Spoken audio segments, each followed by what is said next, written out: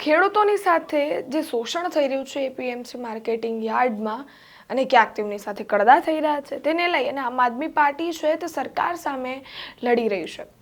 જોવા જઈએ તો થોડાક સમય પહેલાં રાજુ કરપડા છે, પ્રવીણ રામ છે, તે લોકોએ પણ સરકાર સામે બાયો ચડાવી હતી અને ખેડૂતોની સાથે જે શોષણ થઈ રહ્યું છે તેને લઈ અને સરકારને સવાલો કર્યા હતા।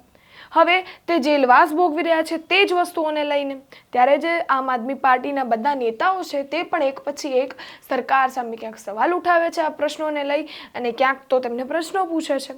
ત્યારે હાલ સાગર રબારી છે તેમને પણ જે કૃષિ મંત્રી છે જીતુ વાઘાણી તેમને પણ પત્ર લખી દીધો છે અને તેમજ તેમને સવાલો પૂછ્યા છે। ત્યારે શું સવાલો પૂછ્યા છે અને શું પત્ર તેમને લખ્યું છે વિગતે વાત કરીએ આ વિડીયોમાં। વૈષ્ણવજન તો તેને કહીએ જે પીડ પરાઈ જાનાને રે।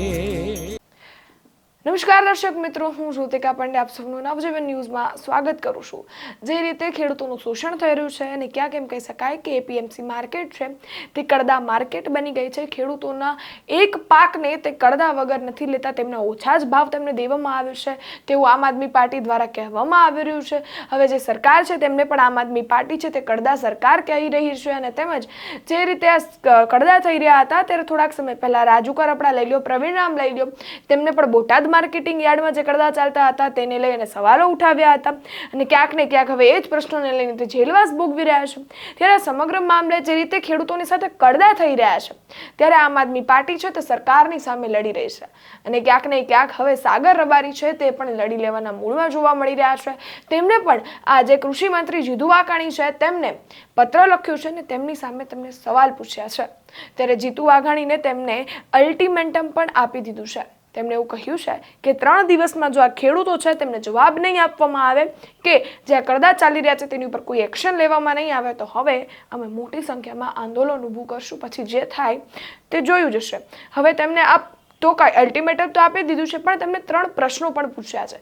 તેમને એવું પણ કહી દીધું છે કે જે રીતે તમે કામગીરી કરી રહ્યા છો તો તમે એપીએમસીની સાથે છો કે ખેડૂતોની સાથે છો? શું તમારે જે ખેડૂતોની સાથે કડદા ચાલી જ રહ્યા છે તેને બંધ કરવા છે કે કેમ? આવી રીતે તેમણે જીતુ વાઘાણીને પણ પ્રશ્નો પૂછી દીધા છે અને હવે જે રીતે તેમને પત્ર લખ્યું છે તેને લઈને સાગર રબારીનું નિવેદન પણ આવ્યું છે। ત્યારે શું કહી રહ્યા છે સાગર રબારી, સૌપ્રથમ તેમને સાંભળીએ। કડદો છે કે બંધ જ નથી થતો। આજે હિંમતનગર એપીએમસીમાં દીપકભાઈ ચૌધરી નામના એક ખેડૂત પોતાની મગફળી વેચવા ગયા। વેચ્યા પછી વેપારીએ ગોડાઉન સુધી એમના જ ટ્રેક્ટરમાં એ મગફળી લઈ જવાની ફરજ પાડી। ટ્રેક્ટરનું ભાડું આપવાની ઘસીને ના પાડી।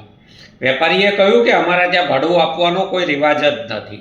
સેક્રેટરીને ફોન કર્યો તો સેક્રેટરીએ એવું કહ્યું કે એપીએમસીએ ઠરાવ કર્યો છે કે ખેડૂતે વેપારીના ગોડાઉન સુધી ઉપજ પહોંચાડવાની। આ તો તદ્દન ખેડૂત વિરોધી ઠરાવ થયો। એપીએમસીને આવો ઠરાવ કરવાનો અધિકાર કોણે આપ્યો છે?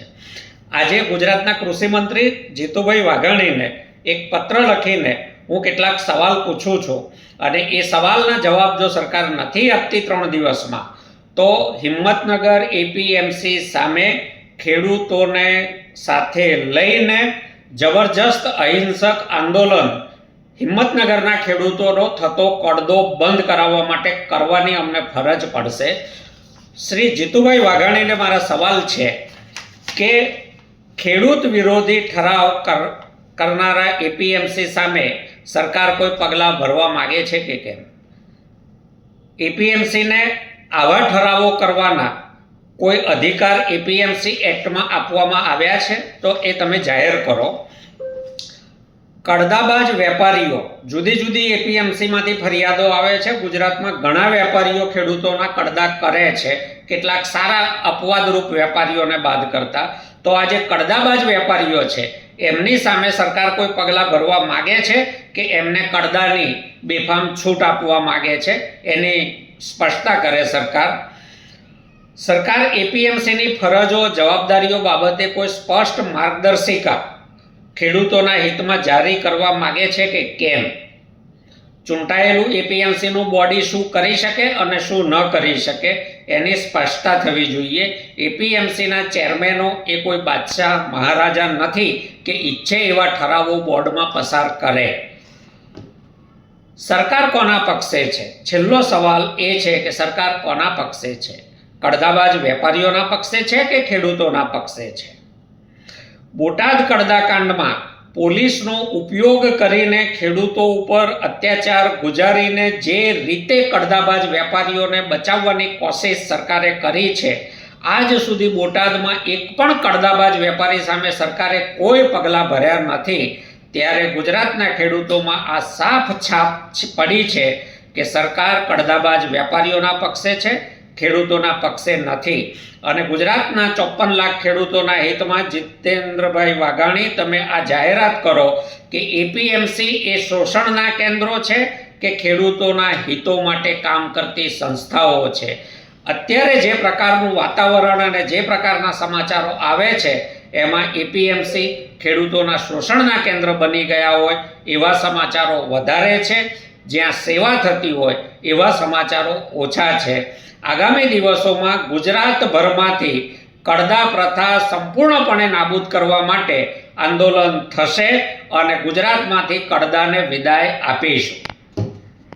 સાગર રબારીએ આ વિડીયોમાં વાત કરી કે તેમને પત્ર લખ્યો છે, તેમાં પણ તેમને અલ્ટિમેન્ટમ આપી દીધું છે અને તેમજ તેને 3 માંગો પણ કરી છે. હવે આ સમગ્ર મામલે સરકાર છે, જીતુ વાઘાણી છે જે કૃષિ મંત્રી છે, તે શું પગલાં લેશે તે આવનારો સમય બતાવશે. અને આ સમગ્ર મામલે આપનો શું અભિપ્રાય છે તે પણ અમને કોમેન્ટ કરી ચોક્કસથી જણાવશો. જો તમે અમારી ચેનલ યુટ્યુબ પર જોતા હો તો સબસ્ક્રાઇબ કરજો, તેમજ ફેસબુક કે ઇન્સ્ટાગ્રામ પર જોતા હો તો ફોલો કરજો. નમસ્કાર.